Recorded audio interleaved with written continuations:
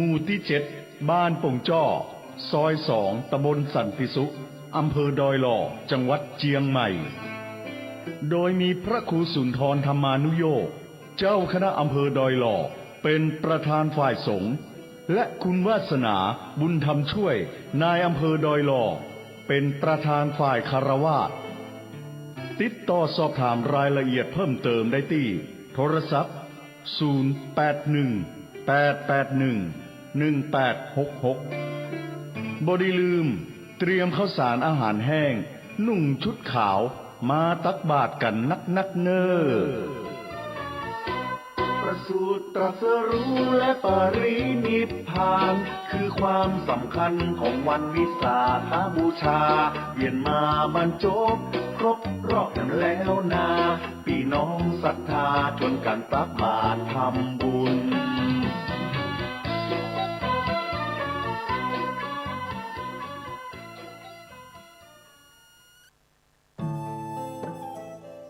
ท่านกำลังติดตามรับฟังสถานีวิทยุกระจายเสียงพระพุทธศาสนาแห่งชาติและสังคมคลื่นเพื่อการศึกษาพระพุทธศาสนาและวัฒนธรรมระบบ FM 104.5 เมกะเฮิรตซ์รายการต่อไปเป็นรายการคดีโลกคดีธรรม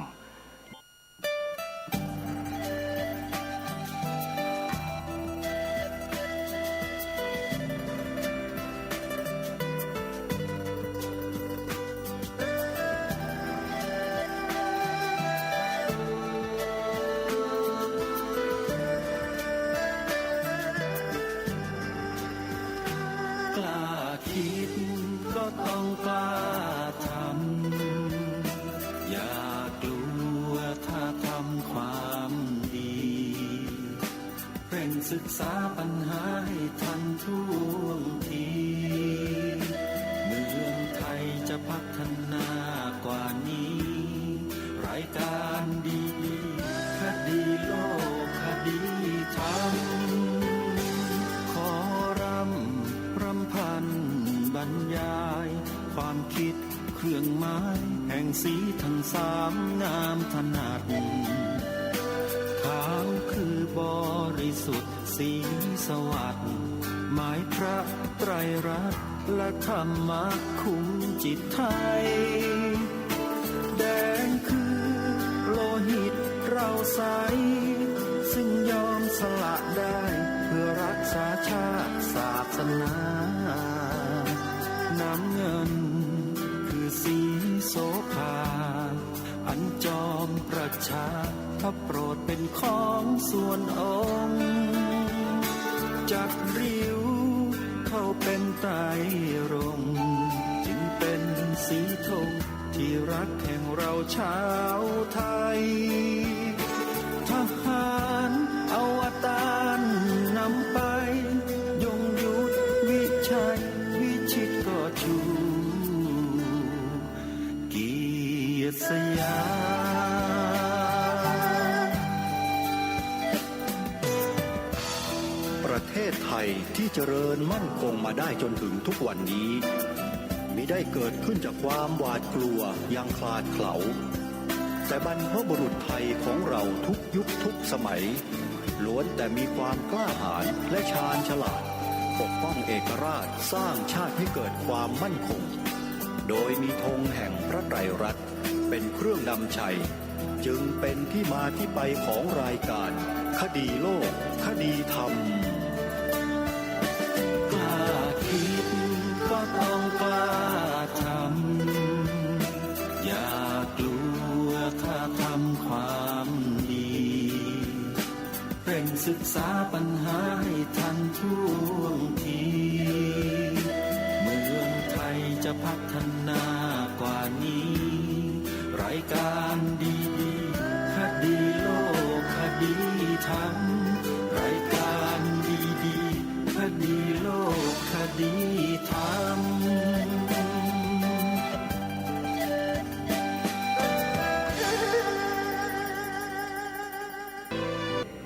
พฤษภาคมพระพุทธศักราช 2566 รายการคดีโลกคดีธรรม กำลังอัญเชิญบทพระราชนิพนธ์เทศนาเสือป่าในกันต่างๆมานำเสนอต่อท่านสาธุชน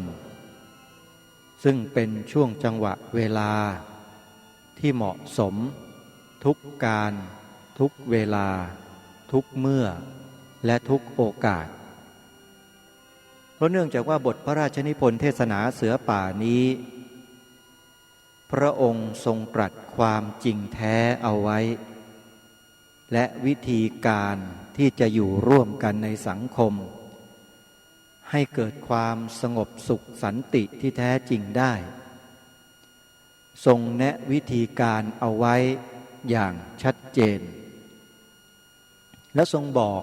กับพวกเราด้วยว่าการที่มนุษย์เราทุกวันนี้มีความเข้าใจว่าวัตถุเครื่องอาศัยสมัยใหม่เทคโนโลยีสมัยใหม่ทั้งหลายที่เราหลงไหลเคลิบเคลิ้มมีความปรารถนาต้องการไขว่คว้าหามาเป็นเจ้าของเป็นของตัวเองนั้นไม่ชื่อว่าสิวิไลคำว่าสิวิไลที่แท้จริงก็คือความที่คนเรานั้นอยู่ร่วมกันในสังคมอย่างปกติสุขได้นั่นแหละเขาเรียกว่าสิวิไลหลายคนยังมีความเข้าใจผิดในเรื่องนี้อยู่เยอะแล้วก็มีความพยายามที่จะอธิบายอะไรที่ผิดให้กับคนในสังคมได้เกิดความเข้าใจผิดอยู่อย่างสม่ำเสมอเรื่อยมาเมื่อพระองค์ท่านทรงศึกษาในข้อธรรมข้อวินัยต่างๆจนเป็นที่เข้าใจทุกสิ่งทุกอย่างแล้ว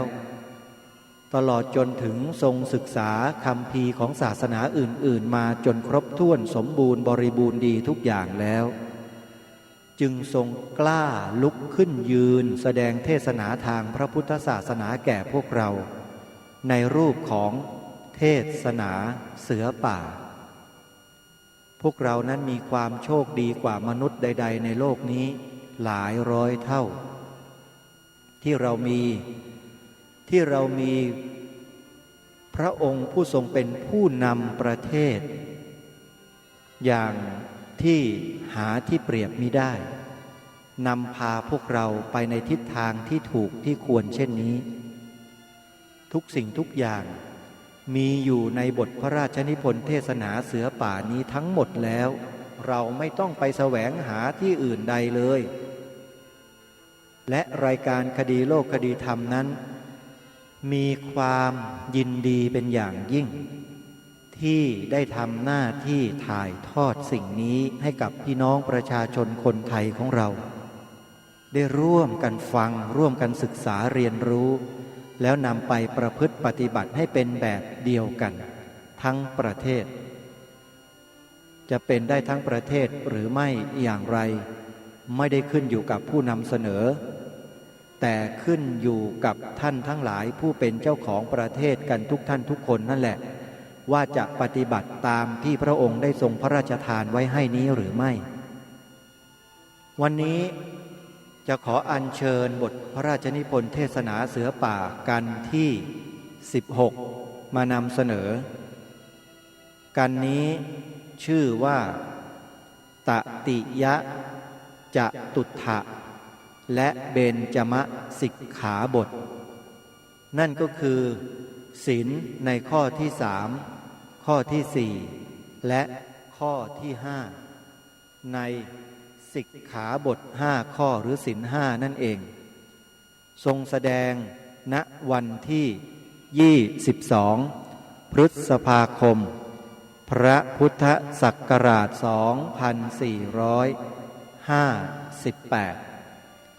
ลองมาสดับปรับฟังบทพระราชนิพนธ์เทศนาเสือป่าของพระองค์ในการนี้กันดูว่ามีใจความอย่างไรวันนี้ข้าพเจ้าจะได้กล่าวต่อในเรื่องนิจศีลตามที่ได้เริ่มมาแล้วแต่ที่ยังเหลืออยู่อีก3องค์นี้นับว่าเป็นของที่ข้าพเจ้าได้เคยพูดจาชี้แจงเสียมากแล้วทั้งนั้นในครั้งนี้จะกล่าวแต่พอเป็นสังเขป และจะพยายามชี้แจงให้แลเห็นว่าการรักษาศีลองค์ที่สามองค์ที่สี่องค์ที่ห้านั้นจะเป็นประโยชน์หรือจะเป็นความจำเป็นสำหรับนักรบอย่างไรจะว่าถึงองค์ที่สามก่อนคือการละเว้นประพฤติผิดในทางกามข้อนี้จะเป็นนักรบหรือพลเรือนคงเป็นของที่ชั่วร้ายเหมือนกันซึ่งเราทั้งหลายย่อมทราบอยู่แล้วไม่ใช่เป็นของจำเป็นที่จะต้องอธิบายให้ยืดยาวศีลข้อนี้ได้บังเกิดขึ้นและพระพุทธองค์ทรงรู้สึกความจำเป็นจึงต้องทรงบัญญัติไว้เพราะเหตุความบกพร่องของศาสนาพราหมณ์ในโบราณตามที่ได้อธิบายมาแล้วในกันก่อนในศาสนาพราหมณ์นั้นเขาถือเคร่งครัดในกิจการบางอย่างซึ่งเป็นกิจการเล็กน้อยเป็นต้นว่าผู้ที่เป็นชาติพราหมณ์ห้ามไม่ให้กินข้าวร่วมกับกษัตริย์ห้ามไม่ให้กินข้าวร่วมกับเวทหรือห้ามไม่ให้กินข้าวร่วมกับสูตรถ้าใครกินข้าวร่วมกับกษัตริย์ร่วมกับเวทร่วมกับสูตรเข้าแล้วต้องเป็นบาปใหญ่โตและมีข้อหยุมหยิมอย่างนี้อีกเป็นอันมากเพราะฉะนั้นข้อสำคัญใหญ่จึงลอดในตาเขาไปเสียข้อใดที่ไม่ได้ห้ามไว้แล้วเมื่อพราหมณ์ประพฤติเองทำเองแล้วพราหมณ์ผู้เดียวเป็นผู้ที่อ้างว่าตัวเป็นผู้ที่รู้ใจของพระเป็นเจ้าเพราะฉะนั้นสิ่งใดที่ตัวชอบประพฤติสิ่งนั้นก็ต้องไม่ห้ามอยู่เองเช่นการประพฤติลอบทำชู้กับเมียเขาเป็นต้นหรืออย่างที่เราถือกันว่าต้องห้ามในทางกามมิจฉาจารพวกพราหมณ์เป็นที่พอใจอยู่จึงไม่ห้ามพราหมณ์ในข้อนี้ก็พระพุทธเจ้าของเราทรงอยากให้เรารู้สึกบุญรู้สึกบาปสิ่งใดที่ชั่วให้ละเสียสิ่งใดที่ดีให้ประพฤติข้อที่จะนับถือว่าชั่วหรือจะนับถือว่าดีอยู่ที่ตรงไหนอยู่ที่ใจคนโดยมากที่จะชอบหรือไม่ชอบนั่นเองถ้าสิ่งใดเราประพฤติไปคนโดยมากเขาไม่ชอบเขาติเตียนสิ่งนั้นเรียกว่าสิ่งชั่วหรือสิ่งใดที่ประพฤติไปแล้วและเดือดร้อนและให้คนอื่นได้รับความเดือดร้อนด้วยสิ่งนั้นก็ชั่วเหมือนกันสิ่งที่แน่นอนมีอยู่อย่างหนึ่งคือถ้าใครมาแย่งเมียเราก็โกรธเหมือนกันทุกคนเพราะฉะนั้นผู้ที่ทำชู้กับเมียเขาจึงนับว่าประพฤติชั่วข้อนี้เห็นได้ง่ายไม่ต้องอธิบายต่อไปอีกเลยเพราะฉะนั้นผู้ที่ทำชู้กับเมียผู้อื่นไม่ใช่อะไรนอกจากคิดถึงแต่ตัวเองเท่านั้นไม่ได้คิดถึงผู้อื่นแม้ถึงคราวตัวเองบ้างมีความโกรธผู้อื่นเขาก็โกรธเหมือนกันข้อนี้เป็นข้อที่เข้าใจง่ายแต่ขอให้ท่านนึกดูให้ดีอีกหน่อยถ้าไม่มีข้อห้ามกันเช่นนั้นมีทางที่เสียสำคัญอย่างหนึ่งซึ่งคิดไปแล้วใครๆต้องเห็นคือลูกจะไม่มีพ่อโดยมากไม่รู้ว่าใครเป็นพ่อถ้าปล่อยให้ผู้หญิงมีผัวได้หลายคนจะต้องไม่รู้ว่าใครเป็นพ่อพระพุทธองค์ได้ทรงเล็งเห็นว่าใช้ไม่ได้จึงได้ทรงห้ามความข้อนั้นเสียแข็งแรงที่จริงโดยมากที่อยากจะคัดค้านศาสนาหรือที่อยากจะถือแต่หลวมๆก็ดีมักจะพูดว่ามีสิ่งบกพร่องบ้างถึงแม้จะชั่วก็ตามจะดีก็ตามเป็นของธรรมดาโลกจะเป็นของมนุษย์ก็ตามหรือจะเป็นของสัตว์เดรัจฉานก็ตามเป็นของธรรมดาโลกเพราะฉะนั้น ถึงใครจะตั้งใจดีทักท้วงอย่างไรก็เหลือที่มนุษย์จะอดกลั้นและสิ่งหนึ่งซึ่งเขาเหล่านั้นมักยกว่าเป็นของธรรมดาโลกคือความประพฤติมากในทางกามแต่ข้าพเจ้าขอถามท่านทั้งหลายว่าข้อที่ว่าประพฤติละหลวมในกามเป็นธรรมดาโลกจริงและหรือขอให้ดูแต่สัตว์เดรัจฉานก็ได้สัตว์เดรัจฉานที่มันกำลังอยู่คู่ครองกันก่อนที่มันมีลูกแล้วมันไม่ได้แย่งกันเลยเมื่อมีลูกแล้วจึงจะขาดตอนแล้วจึงได้ปลดจากผัวเมียมันไม่ดีกว่าเราหรือข้อนี้จะสังเกตดูที่ไหนๆได้ทั้งนั้นแม้แต่สุนัขยังประพฤติได้เช่นนั้นเราเป็นอะไร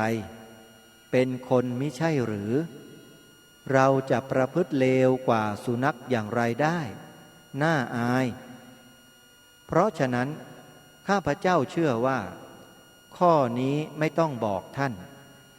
ทั้งท่านไม่ใช่คนธรรมดาเป็นเสือป่าดีกว่าคนธรรมดาแล้ว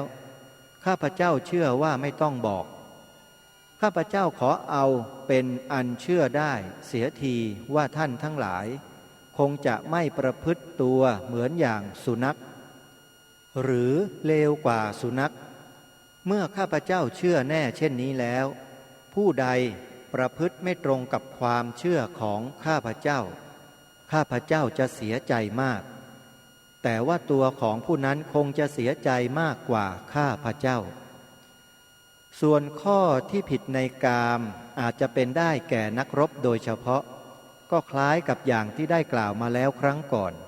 คือนักรบมีโอกาสผิดกับผู้อื่นที่จะประพฤติอทินนาทานเพราะฉะนั้นจึงต้องชี้แจงเป็นพิเศษสำหรับนักรบอีกชั้นหนึ่งตามธรรมดานักรบโบราณสมัยตั้งแต่เมื่อครั้งคนเรายังไม่รู้จักธรรมะเหมือนเดี๋ยวนี้เมื่อไปรบตีบ้านเมืองใดได้แล้วย่อมทำร้ายเมืองนั้นเผาบ้านเมืองเสียเปล่าและแย่งชิงทรัพย์สมบัติของคนในบ้านเมืองนั้นๆทั้งแย่งผู้หญิงที่เป็นลูกเมียเขามาเป็นเมียตัวเองเช่นนี้เป็นวิสัยของคนป่าซึ่งทำกันมาแต่วิสัยของผู้ที่รุ่งเรืองแล้วย่อมมีความนิยมในธรรมะอันดีขึ้นกว่านั้นแล้วเมื่อเราผู้เป็นพุทธศาสนิกชนจะจำเป็นต้องไปรบเมื่อใดเราต้องให้ศีลองค์ที่3นี้ผูกน้ำใจเราไว้เสมอถึงแม้ว่าเราจะไปรบพุ่งที่ไหนและดินแดนใดจะตกอยู่ในมือเราก็ดีเราต้องตั้งใจไว้เสมอว่าบรรดาผู้หญิงในดินแดนเหล่านั้นที่เป็นลูกเขาเมียเขาเราจะต้องนับว่าเป็นผู้อ่อนกำลังกว่าเราเป็นผู้ที่ไม่ได้ต่อสู้เราไม่มีหน้าที่จะทำร้ายเราธรรมะเป็นของที่มนุษย์ผู้ใดบอกเลิกไม่ได้เมื่อผู้ใดบอกเลิกธรรมะไม่ว่าเวลาใดจำเป็นหรือไม่จำเป็นต้องแปลว่ามนุษย์ผู้นั้นบอกเลิกตัวเองประกาศแก่โลกว่าตัวจะเป็นสัตว์เดรัจฉานเพราะฉะนั้นชาติไทยเราซึ่งข้าพเจ้าได้รับเกียรติยศเป็นผู้นำให้ไปสู่ความเจริญข้าพเจ้าต้องขอวิงวอนท่านทั้งหลายให้ถือว่าเกินสมัยเสียแล้วที่ไทยเราจะกลับเป็นสัตว์เดรัจฉานจะกลับเป็นคนหมดสติไม่ได้เราทั้งหลายเป็นไทยเป็นผู้ถือพระพุทธศาสนาด้วยเราจะลืมประโยชน์2 ข้อนี้ไม่ได้นี้เป็นข้อสำคัญในเรื่องนิจศีลองค์ที่3ซึ่งเนื่องในกิจการของนักรบคราวนี้ว่าถึงศีลองค์ที่4องค์ที่5ทั้ง2องค์นี้คือองค์ที่4ห้ามมิให้กล่าวเท็จองค์ที่5ห้ามไม่ให้ดื่มน้ำเมาเป็นของที่ข้าพเจ้าได้พูดจาชี้แจงมามากมายแล้วไม่อยากพูดกล่าวซ้ำให้ผู้ฟังเบื่อแค่อยากจะแสดงให้เห็นว่า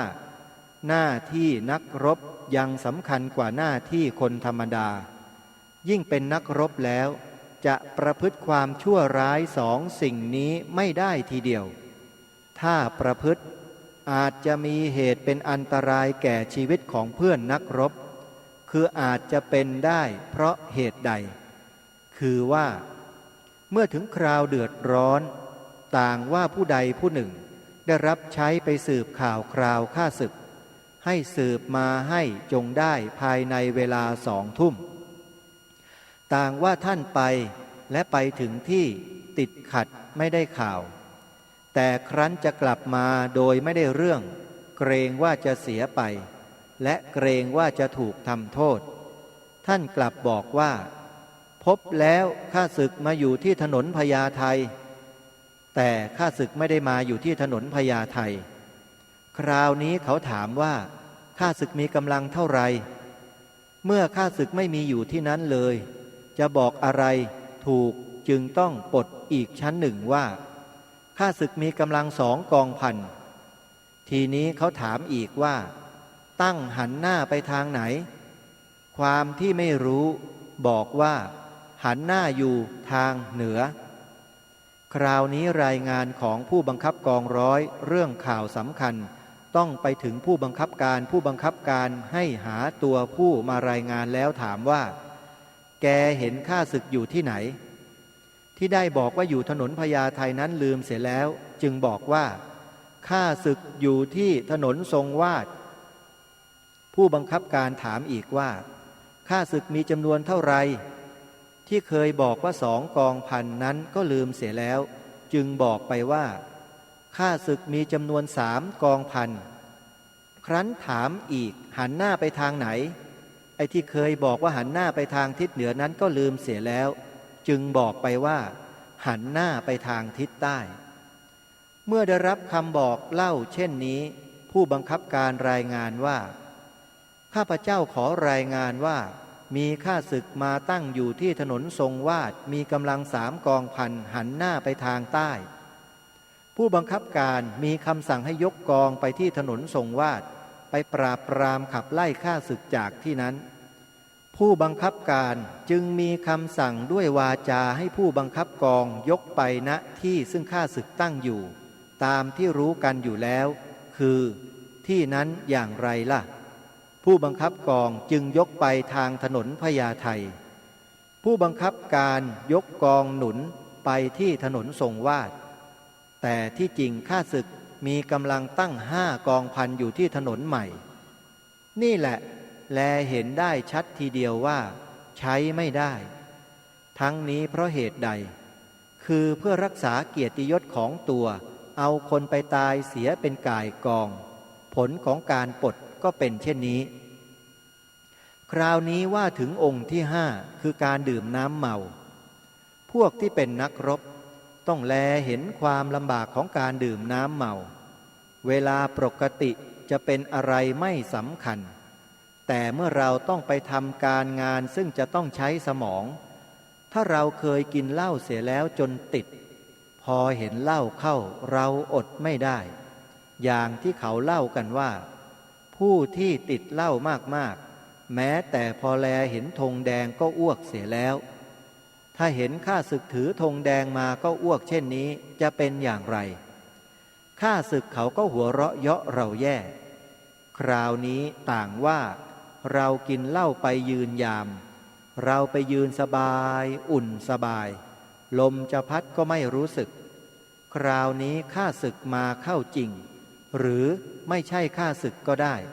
คนเดินมาเขาถามว่าใครก็เอะอะตึงตังยิงปืนไปเปรี้ยงเปรี้ยงเขาถามว่าคนมาเท่าไร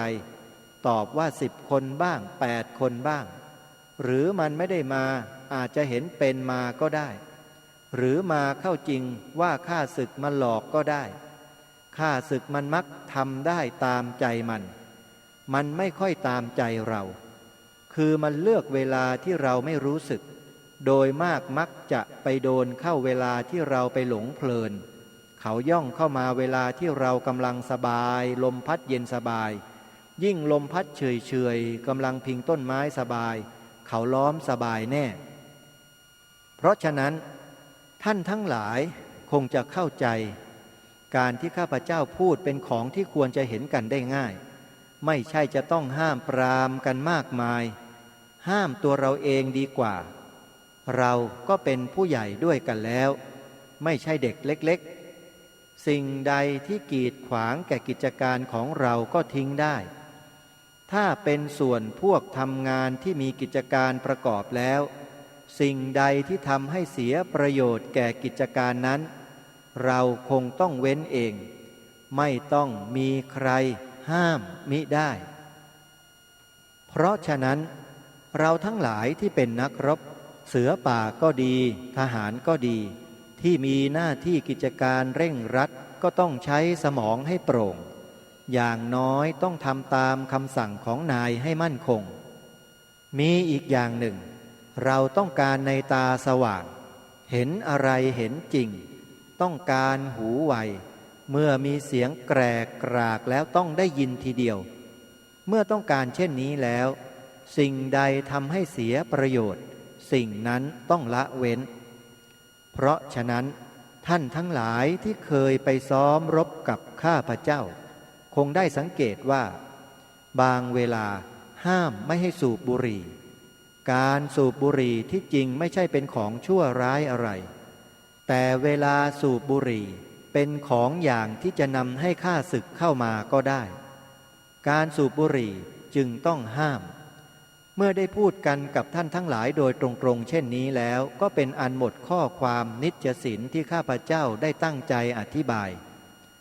ในที่สุดแห่งเทศนานี้ข้าพเจ้าขอกล่าวคำชักชวนท่านเป็นพิเศษข้าพเจ้าขอชักชวนท่านทั้งหลาย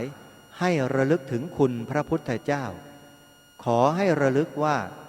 พระองค์ได้ทรงพระอุตสาหะพยายามที่จะสั่งสอนธรรมะอันประเสริฐ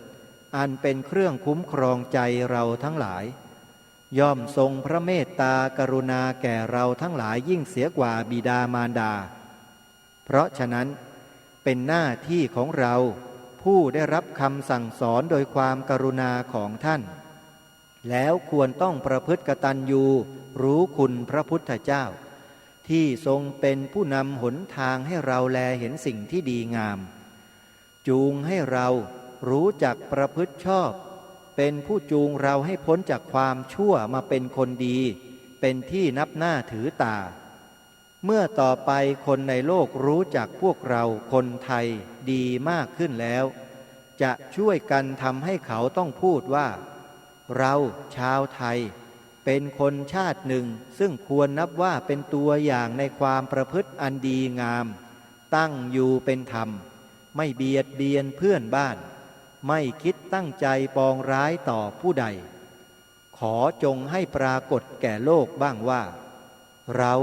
จะตั้งใจรักษาชาติเราจะตั้งใจรักษาศาสนาเราจะตั้งใจรักษาพระมหากษัตริย์ของเราให้สิ่งเหล่านี้คงที่อยู่อย่างที่เป็นมาแล้วเมื่อครั้งสมัยแห่งปู่ย่าตายายของเราเราจะไม่ตั้งใจนำความพินาศฉิบหายไปสู่บ้านเมืองใดทั้งสิ้นและแม้ผู้ใดจงใจนำความพินาศฉิบหายมาสู่เมืองเราทั้งหลายที่เป็นลูกผู้ชายชาวไทยที่มีกำลังกายที่มีแขนพอจะจับปืนจับดาบได้เราทั้งหลายจะจับปืนจับดาบป้องกันชาติไทยเอาตัวของเราเป็นรั้วบ้านของเราเองเพื่อป้องกันสิ่งที่เรารักหรือสิ่งที่เราถนอมมาตั้ง4,000 ปีแล้วนั้นไม่ให้เสื่อมเสียไปเพราะผู้อื่นมาแย่งชิงความข้อนี้เป็นความคิดซึ่งไทยเราควรจะระลึกอยู่เสมอและไม่เป็นสิ่งที่ผิดด้วยพระบรมพุทโธวาทเพราะพระพุทธเจ้าของเราก็ทรงบังเกิดในเชื้อชาติกษัตริย์ชาตินักรบทรงทราบดีอยู่ว่าการป้องกันชาติบ้านเมืองเป็นสิ่งจำเป็นเหมือนป้องกันพระพุทธศาสนาและธรรมะเหมือนกันถ้าไม่มีกำลังกายเป็นรั้วแล้วที่ไหนเลยธรรมะจะอยู่ได้เปรียบเหมือนอนุสาวรีย์ที่ดีงามแม้ไม่มีรั้วกั้นย่อมจะมีคนร้ายเข้าทำลายฉันใดธรรมะในพระพุทธศาสนาก็ฉันนั้นแม้เราทั้งหลาย เอาตัวเราเป็นรั้วล้อมแล้ว ย่อมจะไม่มีมิจฉาทิฏฐิที่คิดผิดเข้าทำลายพระพุทธศาสนาได้ เหตุฉะนี้คนไทยเราทั้งหลายที่เป็นนักรบเรามิได้อุทิศตัวที่จะเป็นผู้ไปทำร้ายต่อเพื่อนมนุษย์โดยใจเหี้ยมโหดหามิได้เราอุทิศตัวเราทั้งหลายและอุทิศกำลังกายกำลังสติปัญญาไว้เพื่อป้องกันรักษาชาติศาสนาพระมหากษัตริย์ซึ่งสิ่งเป็นที่เคารพรักใคร่ทั้งสามคือความเป็นไทยของเราอย่างหนึ่งความมั่นคงของชาติเราอย่างหนึ่งพระศาสนาของเราอย่างหนึ่งสามอย่างนี้ปู่ย่าตายายของเราได้ยอมสละเลือดเนื้อและชีวิตเพื่อป้องกันแล้วเราทั้งหลายผู้เป็นบุตรหลานย่อมมีหน้าที่ที่จะต้องทำให้สมควรที่เป็นบุตรหลานของท่านต้องไม่ให้มีผู้ใดว่าได้แม้เมื่อเราจะล่วงลับดับขันไปแล้วจะได้ไปพบเห็นปู่ย่าตายายของเราอย่าต้องให้เราไปก้มหน้าต่อหน้าท่านข้อนี้เป็นข้อสำคัญซึ่งข้าพเจ้าเชื่อว่าถ้าท่านทั้งหลายให้เวลาตรองแม้วันละ5 นาทีแต่นึกเสมอทุกวันไปคงจะเป็นประโยชน์ยิ่งใหญ่ดีกว่าข้าพเจ้าหรือผู้ใดจะมายืนพูดกับท่านวันละ5 ชั่วโมงเพราะบรรดาผู้สอนหรือผู้ที่ทรมานไม่มีผู้ใดดียิ่งกว่าตัวเราเองผู้ใดทรมานใจตัวเองได้แล้วนับว่าเป็นผู้ที่ประเสริฐเป็นผู้สามารถยิ่งกว่าวีรบุรุษซึ่งสามารถทรมานผู้แพ้ได้ตั้งพันเพราะศัตรูภายนอกเมื่อมีดาบมีหอกแล้วก็จ้วงฟันตัวได้แต่ศัตรูภายในคือดวงใจเรานี้เป็นของปราบยากเพราะดาบภายนอกจะทิ่มแทงได้ยากต้องใช้น้ำใจของเราเองปราบแทนจึงจะได้เราต้องทรมานใจเราให้เหมือนอย่างนายสารถีที่ขับขี่ม้าชาติอาชาไนยให้เป็นไปให้ได้สมประสงค์ดังนี้จึงจะเรียกว่าเราทั้งหลายเป็นลูกผู้ชายชาติทหารจริงและว่าเราทั้งหลายเป็นมนุษย์จำเริญรุ่งเรืองจริงเป็นที่ควรนิยมนับถือทั่วโลกขอท่านทั้งหลายจงจำคำข้าพเจ้าไว้คงจะมีความสุขทั้งกายและใจต่อไปทั้งในบัดนี้และบัดหน้าท่านสาธุชนผู้ฟังทั้งหลายบทพระราชนิพนธ์เทศนาเสือป่ากันนี้เป็นกันหัวใจที่สำคัญอย่างมากเข้ากับสถานการณ์ในยุคปัจจุบันทุกอย่างโดยเฉพาะสถานการณ์ที่เกี่ยวกับพระบวรพุทธศาสนาของเราท่านสาธุชนทุกท่านคงไม่ต้องตีความคงไม่ต้องแปลความอะไรให้มากสำหรับบทพระราชนิพนธ์เทศนาเสือป่าตรงนี้พระองค์ท่านตรัสไว้ชัดเจนในช่วงท้ายของบทเทศนาเสือป่าในกันนี้คือกันที่16ทรงสรุปสิกขาบท3 ข้อหรือศีล3 ข้อสุดท้ายคือข้อกาเมสุมิจฉาจารข้อมุสาวาจาเวรมณีและข้อสุราเมรยมัชฌปมาทฐานาเวรมณี3 ข้อสุดท้ายแล้วทรงขมวดเป็นบทสรุปลงไว้อย่างนี้ว่าในที่สุดแห่งเทศนานี้ข้าพเจ้าขอกล่าวคำชักชวนท่านเป็นพิเศษข้าพเจ้าขอชักชวนท่านทั้งหลายให้ระลึกถึงคุณพระพุทธเจ้าขอให้ระลึกว่าพระองค์ได้ทรงพระอุตสาหะพยายามที่จะสั่งสอนธรรมะอันประเสริฐอันเป็นเครื่องคุ้มครองใจเราทั้งหลาย ย่อมทรงพระเมตตากรุณาแก่เราทั้งหลาย ยิ่งเสียกว่าบิดามารดา เพราะฉะนั้นเป็นหน้าที่ของเราผู้ได้รับคำสั่งสอนโดยความกรุณาของท่าน แล้วควรต้องประพฤติกตัญญูรู้คุณพระพุทธเจ้าที่ทรงเป็นผู้นำหนทางให้เราแลเห็นสิ่งที่ดีงามจูงให้เรารู้จักประพฤติชอบเป็นผู้จูงเราให้พ้นจากความชั่วมาเป็นคนดีเป็นที่นับหน้าถือตาเมื่อต่อไปคนในโลกรู้จักพวกเราคนไทยดีมากขึ้นแล้วจะช่วยกันทำให้เขาต้องพูดว่าเราเป็นชาวไทยเป็นคนชาติหนึ่งซึ่งควรนับว่าเป็นตัวอย่างในความประพฤติอันดีงามตั้งอยู่เป็นธรรมไม่เบียดเบียนเพื่อนบ้านไม่คิดตั้งใจปองร้ายต่อผู้อื่นขอจงให้ปรากฏแก่โลกบ้างว่าเราจะตั้งใจรักษาชาติเราจะตั้งใจรักษาศาสนาเราจะตั้งใจรักษาพระมหากษัตริย์ของเราให้สิ่งเหล่านี้คงที่อยู่อย่างที่เป็นมาแล้วเมื่อครั้งสมัยแห่งปู่ย่าตายายของเราเราจะไม่ตั้งใจนำความพินาศฉิบหายไปสู่บ้านเมืองใดทั้งสิ้นและแม้ผู้ใดจงใจนำความพินาศฉิบหายมาสู่เมืองเราเราทั้งหลายที่เป็นลูกผู้ชายชาวไทยที่มีกำลังกายที่มีแขนพอจะจับปืนจับดาบได้เราทั้งหลายจะจับปืนจับดาบป้องกันชาติไทยเอาตัวของเราเป็นรั้วบ้านของเราเองเพื่อป้องกันสิ่งที่เรารักหรือสิ่งที่เราถนอมมาตั้ง3 ตั้ง 4,000 ปีแล้วนั้นไม่ให้เสื่อมเสียไปเพราะผู้อื่นมาแย่งชิงความข้อนี้เป็นความคิดซึ่งไทยเราควรจะระลึกอยู่เสมอและไม่เป็นสิ่งที่ผิดด้วยพระบรมพุทโธวาทเพราะพระพุทธเจ้าของเราก็ทรงบังเกิดในเชื้อชาติกษัตริย์ชาตินักรบทรงทราบอยู่ดีว่าการป้องกันชาติบ้านเมืองเป็นสิ่งจำเป็นเหมือนป้องกันพระพุทธศาสนาและธรรมะเหมือนกันถ้าไม่มีกำลังกายเป็นรั้วแล้วที่ไหนเลยธรรมะจะอยู่ได้เปรียบเหมือนอนุสาวรีย์ที่ดีงามแม้ไม่มีรั้วกั้นย่อมจะมีคนร้ายเข้าไปทำลายฉันใด